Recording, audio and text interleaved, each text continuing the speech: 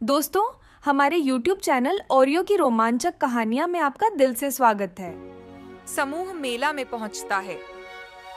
Oreo एक खाने के स्टॉल की तरफ भौंकती है, जबकि इग्गू एक दुकानदार का चमकीला चम्मच चुराता है। नवीन और पूजा पहले एपिसोड में मिले नक्शे पर बहस करते हैं। पूजा नाराजगी के साथ कहती हैं, नवीन, तुम्हारा नक्शा तो पूरा मेला ही घुमा रहा है। ओरियो उत्साह के साथ कहती हैं, देखो, मैंने उस नीले तंबू के पास एक्स का निशान देखा था। ओरियो इग्गू की पूंछ पकड़कर भीड़ में भागती है। इग्गू ओरियो को चेतावनी देते हुए कहता है, ओरियो, रुको। यही तंबू है जहां से कल वह आदमी हमें भागने पर मजबूर किया था। जैसे ही इग्गू चुपके से दुकानदार की दुकान से चमचमाती चीज उठाकर भागता है, दुकानदार उसकी हरकत भांप लेता है और जोर से चिल्लाते हुए उसके पीछे दौड़ पड़ता है। इग्गू अपनी लंबी पूंछ लहराता हुआ गलियों में सरपट दौड़ने लगता है। उसी हड़कंप में ओरियो, जो सब कुछ बड़े ध्यान से देख रही थी, एक मसालों की ढेरी की तरफ भाग जाती है और गलती से एक लाल मिर्च का डिब्बा गिरा देती है। देखते ही देखते हवा में तीखी लाल मिर्च का घना बादल छा जाता है। दुकानदार की आंखें जलने लगती हैं। वह रुककर खांसने लगता है और इसी अफरा तफरी का फायदा उठाकर इग्गू और ओरियो दोनों वहां से गायब हो जाते हैं। तंबू का अंदरूनी दृश्य अत्यंत रहस्यमय है, जहां जादुई सामान बिखरा पड़ा है। दीवारों पर अजीब तरह की चमकदार आंतरिक लाइटें झिलमिलाती हैं। ओरियो, जो हमेशा नई चीजों को जानने के लिए उत्सुक रहती है, दीवार पर एक चमकते हुए एक्स को देखती है और उसकी ओर बढ़ती है। ओरियो हैरान होकर उत्साहित और चौकस के साथ कहती है, वाह, ये क्या है? ओरियो अपनी छोटी सी नाक को तने हुए चमकते एक्स की ओर इशारा करती है। उसकी आंखों में उत्सुकता और अवाकपन झलकता है। इग्गू, जो हमेशा गहरी समझ और जरा सी भी चूक न करने वाली नजर से सब कुछ देखता है, अचानक एक छिपा हुआ लीवर देखता है और तुरंत चिल्लाता है। इग्गू चिल्लाते हुए डर और गुस्से से कहता है, ओरियो, ये एक जाल है, रुको। लेकिन ओरियो की जिज्ञासा उसे नहीं छोड़ती। वो बिना सोचे समझे लीवर खींच लेती है। जैसे ही वह खींचती है, जोर से फर्श टूटने की आवाज आती है और एक गहरी सुरंग सामने खुल जाती है। अचानक ओरियो और इग्गू सुरंग में गिर जाते हैं और तंबू के अंदर का माहौल और भी खौफनाक हो जाता है। नवीन घबराकर सिर झुकाकर घबराते हुए कहता है, क्या ये सुरंग कहाँ जाती है? नवीन का चेहरा चिंता और घबराहट से विकृत हो जाता है। उसके दिल की धड़कन तेज हो जाती है। वह अपनी पत्नी और बच्चों को सुरक्षित देखना चाहता है। पूजा चुपचाप गहरी सोच में डूबी हुई कहती है, देखो, पद चिन्ह हैं और ये ताजा लगते हैं। पूजा की आंखों में एक गहरी शंका और चिंता झलकती है, लेकिन वह चुपचाप खड़ी रहती है। उसकी आत्मा को सुलझाने की भावना होती है, लेकिन वह जानती है कि यहाँ कुछ खतरनाक छिपा हो सकता है। सस्पेंस की टेंशन से भरी धीमी और दिल दहला देने वाली संगीत बजने लगती है। कैमरा झूम करता है और धीरे धीरे एक आदमी के जूते के निशान पर फोकस करता है, जो ताजा और गीले दिखाई देते हैं। इस पल में किसी अज्ञात व्यक्ति के होने का डर और रहस्य दोनों ही बढ़ जाते हैं। कभी-कभी डर और उत्सुकता के बीच के इस घबराहट से भरे समय में सभी की धड़कनें तेज हो जाती हैं। वे जानते हैं कि अगले कदमों में कुछ बड़ा होने वाला है। गहरी सुरंग के भीतर एक पुराना रहस्यमयी कक्ष खुलता है। कमरे की दीवारें पत्थर की बनी हैं, जिन पर पुरानी लिपियों और चित्रों की झलक दिखाई देती है। 3 विशाल दरवाजे सामने खड़े हैं, प्रत्येक पर अलग अलग प्रतीक चिन्ह बने हुए हैं। माहौल में एक गूंजती हुई रहस्यमयी शांति है। जैसे ही सब भीतर आते हैं, हवा अचानक ठंडी हो जाती है और एक रहस्यमय रोशनी कमरे में फैलती है। उस रोशनी के बीच एक होलोग्राम साधु प्रकट होता है। लंबी जटाएं, शांत चेहरा, लेकिन आंखों में गूढ़ ज्ञान की चमक। वो कविता के अंदाज में बोलता है। उसकी आवाज में धमकी और रहस्य दोनों छिपे होते हैं। होलोग्राम साधु गूंजती आवाज में कहते हैं, जो खोजा है वही खोजे जाओगे, पर सच्चाई तक तभी पहुंचोगे जब मेरी पहेली सुलझाओगे, वरना इस कमरे में सदा के लिए खो जाओगे। ओरियो, जो अब तक डर के बजाय उत्साह में है, चहकते हुए आगे बढ़ती है। उसकी आंखों में आत्मविश्वास की चमक है और पूंछ उत्साह से हिल रही है। ओरियो मुस्कुराते हुए आत्मविश्वास से कहती है, पहेली क्या है? अरे मैं तो अंदाजा लगाने में मास्टर हूँ। साधु गंभीरता से सिर हिलाता है और अगली पंक्तियां बोलता है, जो पूरे कमरे में गूंजती हैं। साधु कहते हैं, पानी से जन्मा, धरती पर खड़ा, आग की छुवन में बन जाए धुआं सड़ा, बताओ मैं कौन हूँ। एक क्षण को सब चुप हो जाते हैं। कमरे में सन्नाटा छा जाता है। अचानक इग्गू ओरियो की तरफ झुकता है और धीरे से फुसफुसाता है। उसकी आवाज में संयम और पक्की समझ है। इग्गू धीरे से फुसफुसाकर कहता है, बर्फ। इसका जवाब बर्फ है।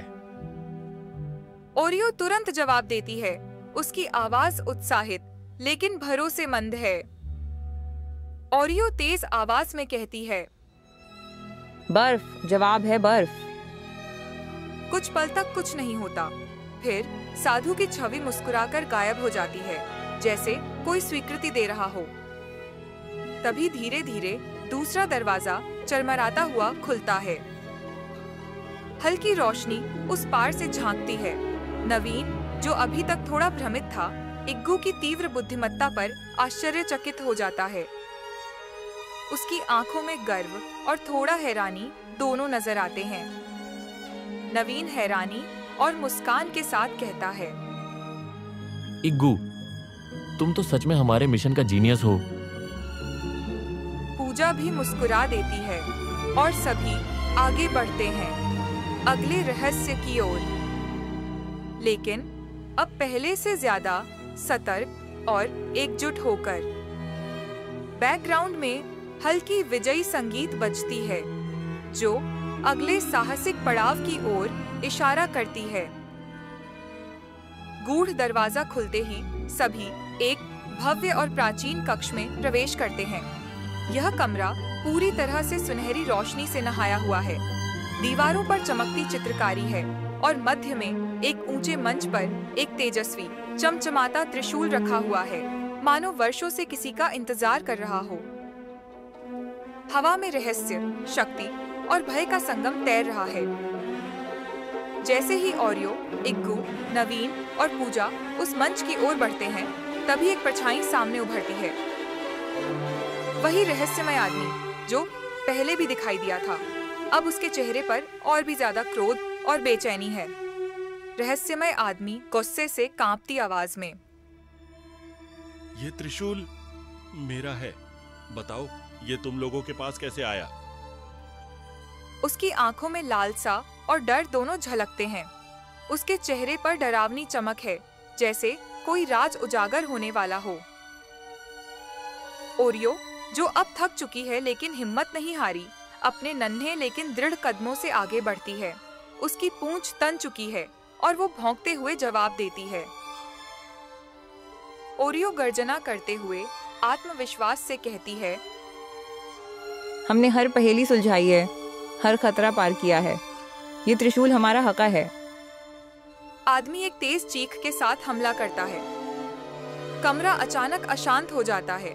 धूल उड़ती है, दीवारें गूंजने लगती हैं। एक तीव्र झड़प शुरू होती है। ओरियो फुर्ती से चकमा देती है।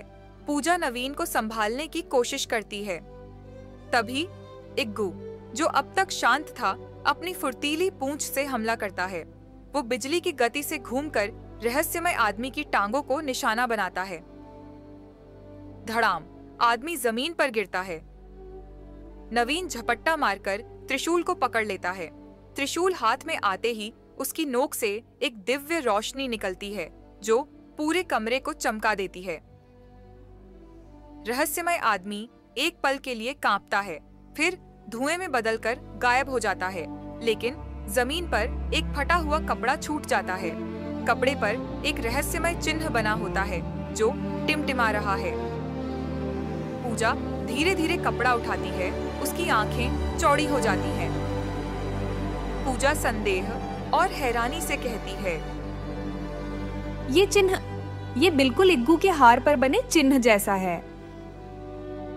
सबकी निगाहें इग्गू के गले की ओर जाती हैं। उसके हार पर वही चिन्ह चमक रहा है। माहौल फिर एक बार शांत हो जाता है, लेकिन अब एक नया रहस्य सामने आ चुका है। सूरज धीरे धीरे ढल रहा है। आकाश में सुनहरी नारंगी रंगत फैली है और नदी की सतह पर उसकी परछाई चमक रही है। वातावरण शांत है, जैसे एक तूफान से पहले की शांति। हमारी टोली ओरियो, इग्गू, नवीन और पूजा एक थकाऊ दिन के बाद नदी किनारे विश्राम कर रही है। नवीन लकड़ियां जोड़कर अलाव सुलगा रहा है। पूजा टिफिन खोल रही है जिसमें गर्मागर्म पूरियां और सब्जी हैं। पर इन सब के बीच इग्गू अलग बैठा हुआ है, चुप, खोया हुआ और कुछ सोचता हुआ। उसके हाथ में वही फटा हुआ कपड़ा है जिसे रहस्यमय आदमी पीछे छोड़ गया था। कपड़े पर बना चिन्ह धीरे धीरे चमक रहा है और इग्गू का हार भी उसी रंग में टिमटिमा रहा है। इग्गू की आंखों में उलझन, डर और अनकही बातें हैं। थोड़ी दूर बैठी ओरियो उसे एकटक देख रही है। उसके चेहरे पर मासूमियत है, लेकिन अब वो मासूमियत संदेह में बदलने लगी है। वह धीरे धीरे इग्गू के पास आती है और बहुत नर्म आवाज में पूछती है। ओरियो धीरे से, चिंता और जिज्ञासा से कहती है, इग्गू, ये क्या हो रहा है? तुम्हारा हार और ये कपड़ा, कुछ तो छुपा रहे हो ना? इग्गू का दिल जोर से धड़कता है। वो कुछ पल चुप रहता है, फिर बहुत धीमे स्वर में जवाब देता है, मानो खुद को भी समझा रहा हो। इग्गू दबे स्वर में गहराई से कहता है, मुझे लगता है मुझे पता है वो आदमी कौन था, लेकिन मैं अभी नहीं बता सकता ओरियो, अभी नहीं। ओरियो उसे हैरानी से देखती है। उसकी आंखें थोड़ी सिकुड़ जाती हैं।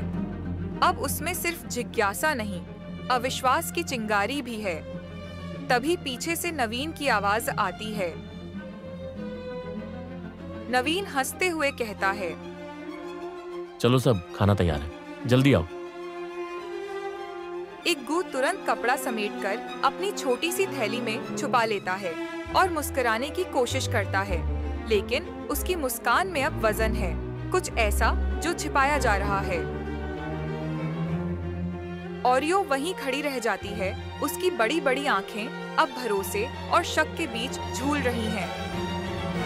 क्या इग्गू ने अपने दोस्तों से झूठ बोला है?